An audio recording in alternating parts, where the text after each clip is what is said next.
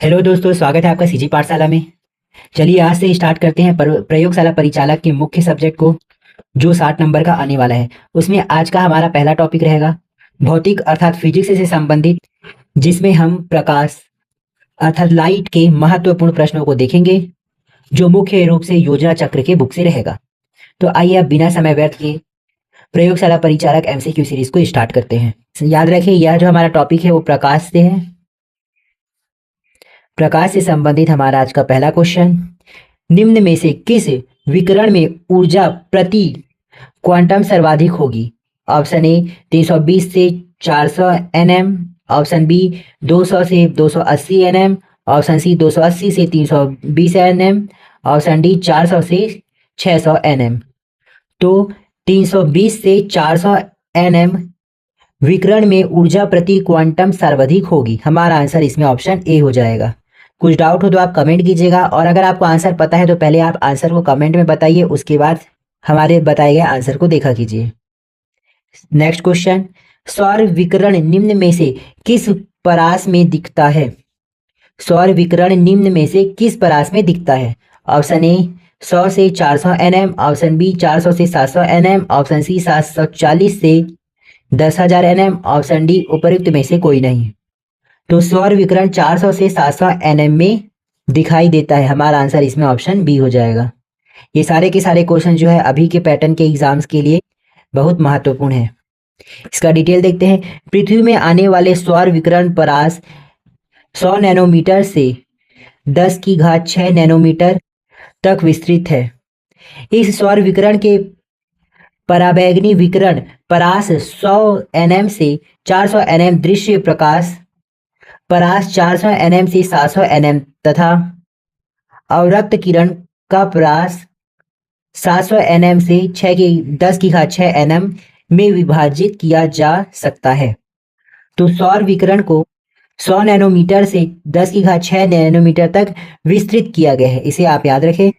और इस सौर विकिरण को पराबैंगनी विकिरण, दृश्य प्रकाश तथा अवरक्त विकिरण में विभाजित किया जा सकता है। और उसका कितना कितना परास में विभाजित किया जा सकता है उसे इसके ब्रैकेट में लिखा हुआ है, आप उसे देख सकते हैं। नेक्स्ट क्वेश्चन देखते हैं। दृश्य प्रकाश का दैर्घ्यमान्य प्रसार होता है। दृश्य प्रकाश का दैर्घ्यमान्य प्रसार होता है तो कितना होता है वो हमें बताना है। ऊपर व्याख्या में हमने अभी देखा था, ऊपर ऑप्शन में 400 एनएम से 700 एनएम तक लिखा हुआ था, लेकिन इस ऑप्शन में 400 से 700 एनएम नहीं दिया है, लेकिन उसके करीब का कौन सा है? 390 एनएम से 780 एनएम। तो हमारा आंसर इसमें ऑप्शन डी हो जाएगा। दृश्य प्रकाश विद्युत चुंबकीय विकिरण का वह भाग है जो मानवीय आंख द्वारा देखा जा सकता है। एक सामान्य मानवीय आंख 390 एनएम से 750 एनएम तरंगदैर्घ्य के बीच के विद्युत चुंबकीय विकिरण को स्पष्ट रूप से देख सकती है। तो 390 एनएम से 750 एनएम तक विद्युत चुंबकीय विकिरण को स्पष्ट रूप से देखा जा सकता है, इसे आपको याद रखना है।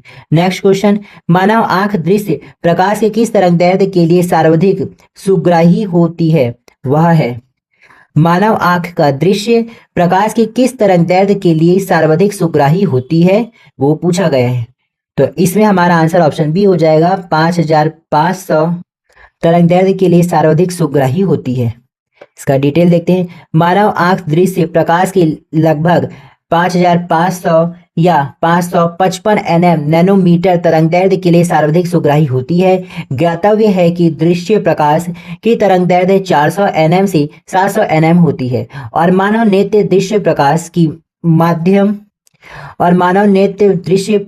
की मध्यम तरंगदैर्घ्य वाली किरणों के, विशेषकर पीले हरे रंग की प्रकाश की किरणें तरंगदैर्घ्य 555 एनएम के प्रति सर्वाधिक सुग्राही होती है। अतः विकल्प बी सही उत्तर है, अर्थात पीले हरे रंग की प्रकाश की किरणों के लिए मानव नेत्र अधिक सुग्राही होती है। नेक्स्ट क्वेश्चन देखते हैं। प्रकाश विकिरणों की प्रकृति होती है।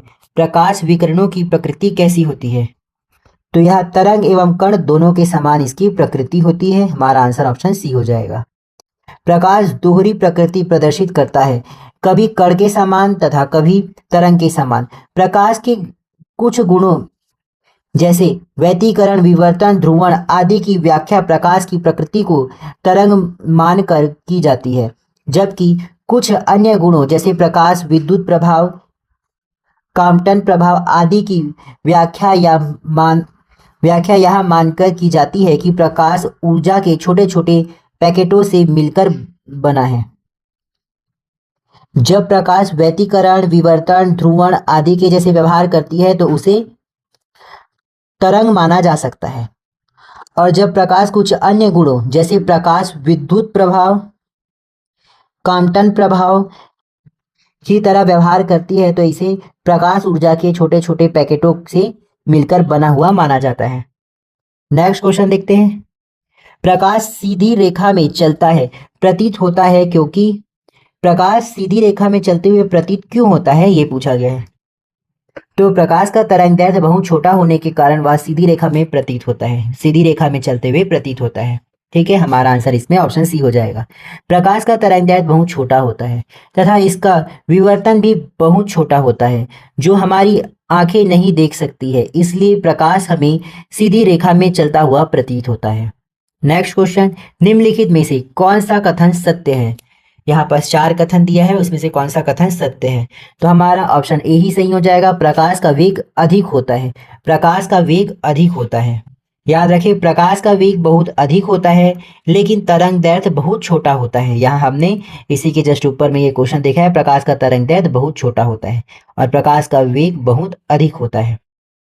प्रकाश की गति निर्वात में शून्य अवकाश में 3.0 इंटू 10⁸ मीटर पर सेकंड होती है, जबकि ध्वनि की गति वायु में 332 मीटर पर सेकंड होती है।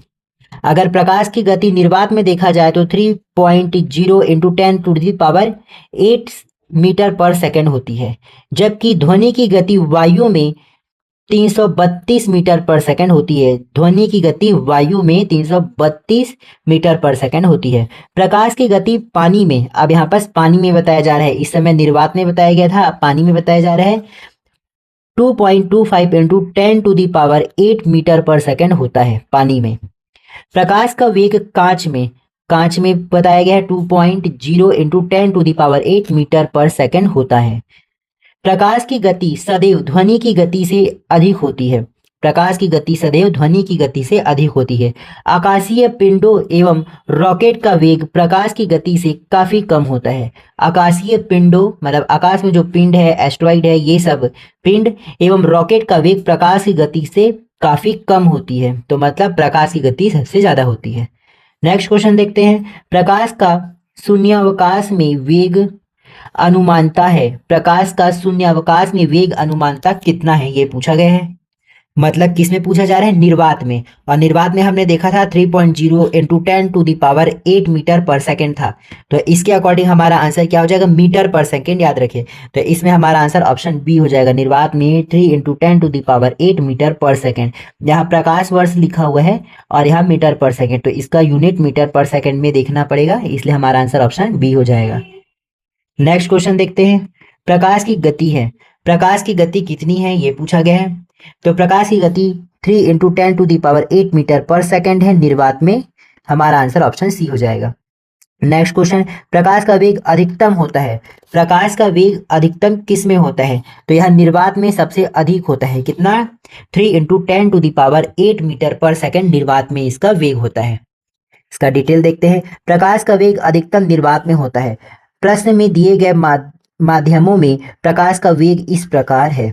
यहाँ बस और अलग अलग माध्यम दिया गया है, जैसे हीरे में, पानी में और हाइड्रोजन में, तो इसको भी पूछा जाता है, तो ये चीज बताया गया है। देखो निर्वात में हमारा है 2.99 इंटू 10⁸ मीटर पर सेकेंड, इसको राउंड फिगर में कितना लिया जाता है? 3 इंटू 10⁸ मीटर पर सेकेंड, तो ये भी गलत नहीं है, दोनों सेम है, इसको याद रखिए। हीरे में होता है, हीरे में अगर प्रकाश का वेग देखा जाए तो 1.24 इंटू 10⁸ मीटर पर सेकेंड होता है। पानी में देखा जाए तो 2.26 इंटू 10⁸ मीटर पर सेकेंड है, इसे आपको याद रखना है। हाइड्रोजन में 2.98 इंटू 10⁸ मीटर पर सेकेंड होता है, तो इस हिसाब को आपको याद रखना है। अभी के समय में कूट वाले क्वेश्चन में इसे मिलाने आ जाता है। नेक्स्ट क्वेश्चन देखते हैं, प्रकाश की गति किसके बीच से जाते हुए न्यूनतम होती है? प्रकाश की गति किसके बीच से जाते हुए न्यूनतम हो जाती है? तो यह कांच के बीच से जब जाता है तो इसका वेग क्या है? न्यूनतम हो जाता है। इसको डिटेल देख लेते हैं। जिस वस्तु या पदार्थ का अपवर्तनांक ज्यादा होता है उसमें प्रकाश की गति न्यूनतम हो जाती है। कांच हो या कांच के अलावा जिस वस्तु या प्रकाश का अपवर्तनांक ज्यादा होता है, जिसका अपवर्तनांक ज्यादा होता है उसमें प्रकाश की गति न्यूनतम हो जाती है। जैसे कांच, निर्वात, जल तथा वायु में से कांच का अपवर्तनांक सबसे ज्यादा होता है, इसलिए प्रकाश की गति कांच में न्यूनतम हो जाती है। किसमें? कांच में न्यूनतम हो जाती है। नेक्स्ट क्वेश्चन, सूर्य के प्रकाश को धरती की सतह पर पहुंचने में लगने वाला समय लगभग कितना है? सूर्य के प्रकाश को धरती में पहुंचने में कितना समय लगता है, ये पूछा गया है। तो इसमें हमारा आंसर ऑप्शन सी हो जाएगा, 8.5 मिनट लगता है। मतलब 8 मिनट 5 सेकंड के आसपास सूर्य के प्रकाश को धरती में पहुंचने में समय लगता है।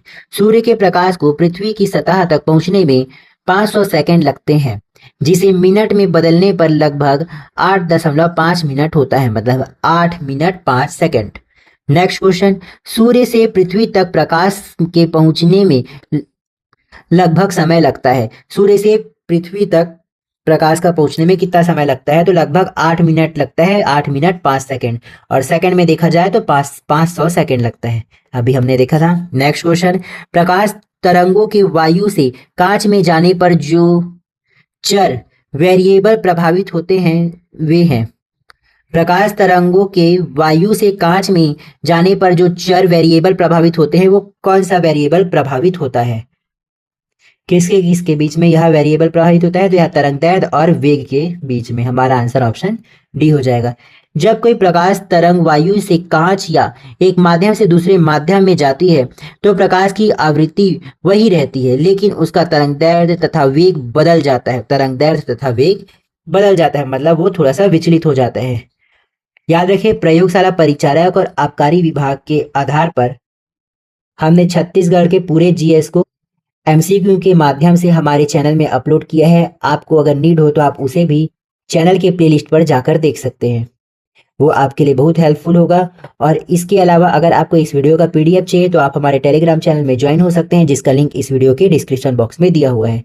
नेक्स्ट क्वेश्चन देखते हैं, जब प्रकाश एक माध्यम से दूसरे माध्यम में जाता है तो निम्न में से कौन सा एक अपरिवर्तित रह जाता है? जब प्रकाश एक माध्यम से दूसरे माध्यम में जाता है तो कौन सा चीज अपरिवर्तित रहता है, ये पूछा गया है। ऑप्शन ए तीव्रता, ऑप्शन बी वेग, ऑप्शन सी तरंगदैर्घ्य, ऑप्शन डी आवृत्ति। तो इन सब में से आवृत्ति जो रहती है वह अपरिवर्तित रहती है। हमारा आंसर ऑप्शन डी हो जाएगा। नेक्स्ट क्वेश्चन, निम्नांकित ऊर्जा रूपांतरणों में से किसके द्वारा प्रकाश का संश्लेषण की क्रिया संपादित होती है? प्रकाश का संश्लेषण की क्रिया किसके द्वारा संपादित होती है? मतलब प्रकाश को संश्लेषित किस क्रिया के द्वारा किया जाता है? तो हमारा आंसर ऑप्शन ही हो जाएगा, प्रकाश से रासायनिक ऊर्जा। इसमें क्या होता है, सूर्य के प्रकाश की ऊर्जा को रासायनिक ऊर्जा में बदला जाता है, इसलिए हमारा आंसर ऑप्शन ए हो जाएगा। इसका डिटेल देख लेते हैं। प्रकाश संश्लेषण एकमात्र ऐसी जैविक प्रक्रिया है जिसमें अत्यधिक मात्रा में सूर्य के प्रकाश की ऊर्जा को रासायनिक ऊर्जा में बदला जाता है। प्रकाश संश्लेषण की क्रिया का रासायनिक समीकरण 6CO2, जिसे कार्बन डाइऑक्साइड कहा जाता है, प्लस 12H2O वाटर, प्लस प्रकाश ऊर्जा, प्लस पर्णहरित। इन सब की क्रिया से क्या बनता है, C6H12O6 प्लस 6O2 ऑक्सीजन। इस तरीके से ऑक्सीजन निकलता है, प्लस 6H2O और पर्णहरि में परिवर्तन होता है। नेक्स्ट क्वेश्चन देखते हैं, प्रकाश सजावट तथा विज्ञापन के लिए विसर्जन नलिकाओं में प्रयुक्त होने वाली गैस है। प्रकाश सजावट तथा विज्ञापन के लिए विसर्जन नालिकाओं में प्रयुक्त होने वाली गैस है। मतलब कौन सी गैस प्रयुक्त होती है इसमें? तो इसमें नियॉन गैस प्रयुक्त होती है। हमारा आंसर ऑप्शन डी हो जाएगा। नियॉन गैस विसर्जन लैंपों एवं ट्यूबों तथा प्रतिदीप्त बल्बों में भरी जाती है। नेक्स्ट क्वेश्चन, साबुन के पतले झाग में चमकदार रंगों का बनना किस परिघटना का परिणाम है। साबुन के पतले झाग में चमकदार रंगों का बनना किस परिघटना का परिणाम है? इसमें हमारा आंसर ऑप्शन ए हो जाएगा, बहुलित परावर्तन और व्यतिकरण। बहुलित परावर्तन और व्यतिकरण के कारण साबुन के पतले झाग में चमकदार रंगों का बनने का घटना होता है। इसका डिटेल देखते हैं। साबुन के पतले झाग में चमकदार रंगों का बनना बहुलित परावर्तन और व्यतिकरण का परिणाम है। जब किसी पारदर्शक पतली परत पानी की सतह पर तेल की पतली परत या साबुन के घोल के बुलबुले पर श्वेत प्रकाश आपतित किया जाता है तो परत के दोनों पृष्ठों से परावर्तित तथा अपवर्तित प्रकाश किरणों में व्यतिकरण होता है। इस परिघटना के परिणामतः वह परत चमकदार दिखाई पड़ती है। नेक्स्ट क्वेश्चन, पूर्ण आंतरिक परावर्तन होता है जब प्रकाश जाता है। पूर्ण आंतरिक परावर्तन कब होता है, मतलब किससे जब प्रकाश गुजरता है तो पूर्ण आंतरिक परावर्तन होता है। तो हीरे से कांच में जाने की प्रक्रिया में पूर्ण आंतरिक परावर्तन होता है। जब प्रकाश की किरण किसी सघन माध्यम से विरल माध्यम में प्रवेश करती है तो आपतन कोण के क्रांतिक कोण से अधिक हो जाने पर अपवर्तित किरण सघन माध्यम में वापस लौट आती है, जिससे पूर्ण आंतरिक परावर्तन होता है। प्रश्नगत विकल्पों में हीरा का अपवर्तनांक कांच से अधिक होने के कारण हीरे से कांच में प्रकाश के जाने पर पूर्ण आंतरिक परावर्तन होगा।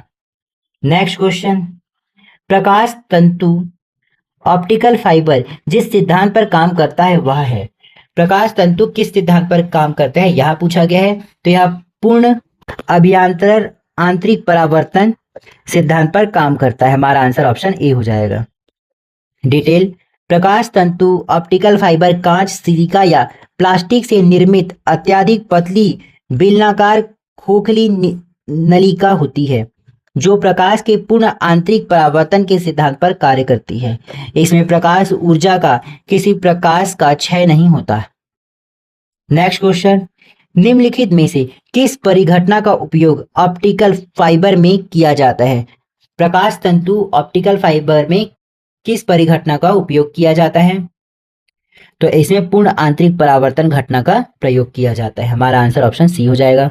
नेक्स्ट क्वेश्चन, प्रकाश तंतु संचार में संकेत किस रूप में प्रवाहित होता है? कहने का मतलब तंतु प्रकाशिकी संचार में संकेत किस रूप में प्रवाहित होता है?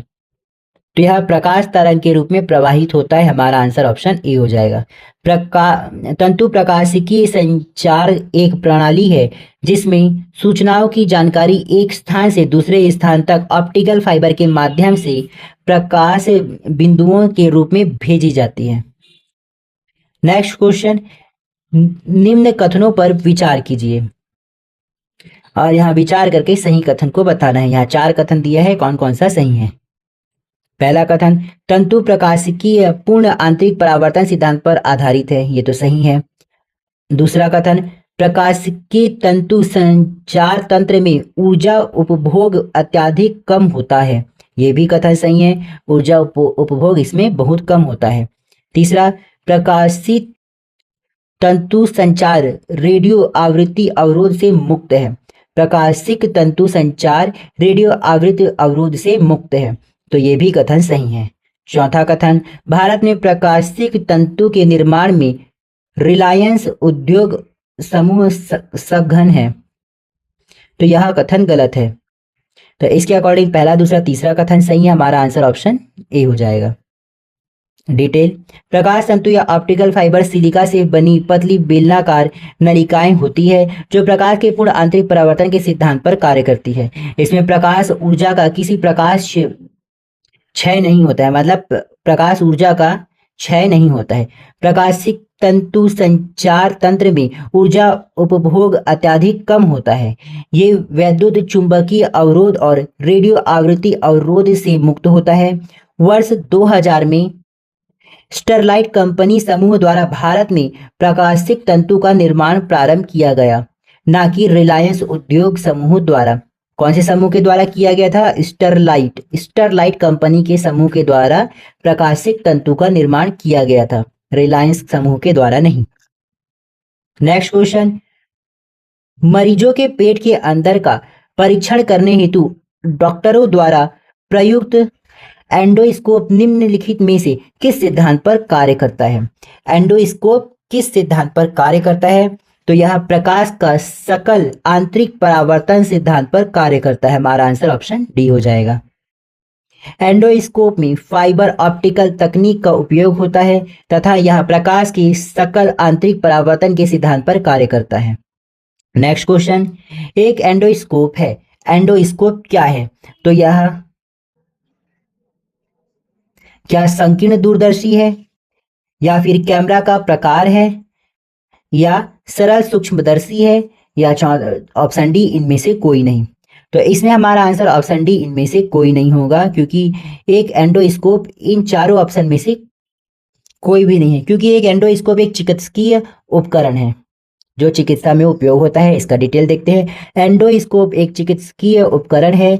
इसे कैमरा का प्रकार कहना गलत होगा। इसमें एक लंबी, पतली और लचीली नली होती है जिसमें प्रकाश और एक वीडियो कैमरे की व्यवस्था होती है। इसका उपयोग चिकित्सक मानव शरीर के आंतरिक भागों का चित्र देखने के लिए करते हैं। इसे मानव की प्राकृतिक छिद्रों जैसे मुंह, नाक इत्यादि के रास्ते शरीर में प्रवेश कराया जाता है। कुछ डाउट हो तो आप कमेंट कीजिएगा। नेक्स्ट क्वेश्चन देखते हैं। मृग मरीचिका का कारण क्या है, जिसे मृग तृष्णा भी कहते हैं? मृग मरीचिका का क्या कारण है? तो इसका मुख्य कारण प्रकाश का पूर्ण आंतरिक परावर्तन होता है। पूर्ण आंतरिक परावर्तन के कारण रेगिस्तान या गर्मी के दिनों में सड़क पर चलने पर मृग मरीचिका का अर्थात पानी का भ्रम होता है। इसका डिटेल देखते हैं। मृग मरीचिका एक प्रकार का वायुमंडलीय दृष्टि भ्रम है जिसमें प्रेषक अस्तित्वहीन जलाशय एवं दूरस्थ वस्तु के उल्टे या बड़े आकार के प्रतिबिंब तथा अन्य अनेक प्रकार के विरूपण देखता है। वस्तु और प्रेषक के बीच की दूरी कम होने पर प्रेषक का भ्रम दूर होता है और वह विरूपित प्रतिबिंब नहीं देख पाता है।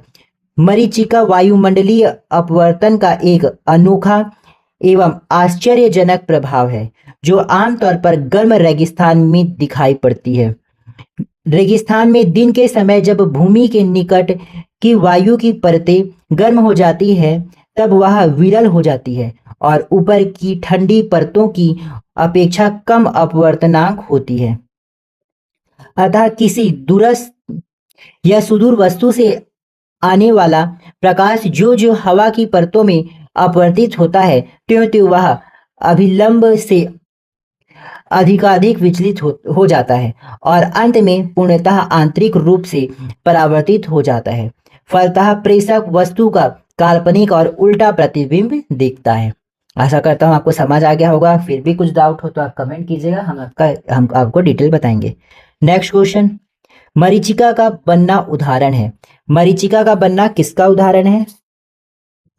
तो यह कुल आंतरिक परावर्तन का उदाहरण है। हमारा आंसर ऑप्शन सी हो जाएगा। नेक्स्ट क्वेश्चन, मृग तृष्णा उदाहरण है। मृग तृष्णा किसका उदाहरण है? तो यह पूर्ण आंतरिक परावर्तन का उदाहरण है। इसे ही मरीचिका बोला जाता है। नेक्स्ट क्वेश्चन, निम्नलिखित प्राकृतिक तथ्यों पर विचार कीजिए। निम्नलिखित प्राकृतिक तथ्यों पर विचार करना है और इनमें से किस तथ्य के कारण मरीचिका बनती है? तो यहाँ 4 तथ्य दिया है, उसमें किसके कारण मरीचिका बनती है? ऑप्शन ए स्थलीय तापन के कारण, दूसरा दिया है प्रकाश परावर्तन, तीसरा प्रकाश अपवर्तन, चौथा प्रकाश विवर्तन। तो इसमें जो मरीचिका जो बनता है वह स्थलीय तापमान के ऊपर उठने के कारण और प्रकाश अपवर्तन के कारण होता है। तो ये जो है हमारा आंसर इसमें ऑप्शन सी हो जाएगा। पहला और तीसरा बिल्कुल सही है। नेक्स्ट क्वेश्चन, एक काटा हुआ हीरा क्यों जगमगाता है? हीरा जो कटा हुआ रहता है वह क्यों जगमगाता है, क्यों चमकता है, ये पूछा गया है। तो यह पूर्ण आंतरिक परावर्तन के कारण चमकाता है। हमारा आंसर ऑप्शन सी हो जाएगा। हीरे का अपवर्तनांक बहुत अधिक होता है। इसकी कटाई या तराशी इस प्रकार होती है कि कोई प्रकाश किरण यदि इसके अंदर चली जाए तो बाहर निकलने से पहले उसका कई बार पूर्ण आंतरिक परावर्तन हो। इस प्रकार कई बार किरणों का पूर्ण आंतरिक परावर्तन होने से हीरे चमकने लगते हैं। नेक्स्ट क्वेश्चन, उचित रीति से कटे हीरे की असाधारण चमक का आधारभूत कारण यह है कि, हीरे के चमक का आधारभूत कारण क्या है, यही पूछा जा रहा है। ऑप्शन ए, उसमें अति उच्च पारदर्शिता होती है। ऑप्शन बी, उसका अति उच्च अपवर्तनांक सूचकांक होता है। ऑप्शन सी, वह बहुत कठोर होता है। ऑप्शन डी, उसके सुनिश्चित विचलन तल होते हैं। तो इसमें हमारा आंसर ऑप्शन बी हो जाएगा। उसका अति उच्च अपवर्तनांक सूचकांक होता है, जिसके कारण वह असाधारण रूप से चमकने लग जाता है।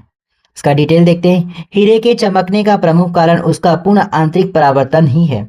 चूंकि हीरे का अपवर्तनांक बहुत अधिक अर्थात 2.42 होने के कारण इसका क्रांतिक कोण केवल 24 डिग्री होता है। अतः जब विशेष रूप से काटे गए हीरे के अंदर प्रकाश पड़ता है तो हीरे के पृष्ठों पर बार बार पूर्ण आंतरिक परावर्तन होने की प्रक्रिया होती जाती है। तो इस तरीके से इस वीडियो में हम आज 31 क्वेश्चन ही करेंगे। नेक्स्ट वीडियो में हम इससे और आगे के क्वेश्चन को करेंगे। आई होप वीडियो आपको अच्छी लगी होगी। तो आप कमेंट में जरूर बताएं, कुछ डाउट हो तो भी कमेंट कीजिए और नए व्यूवर्स हो तो सब्सक्राइब जरूर कीजिए। मिलते हैं नेक्स्ट वीडियो में। Have good day.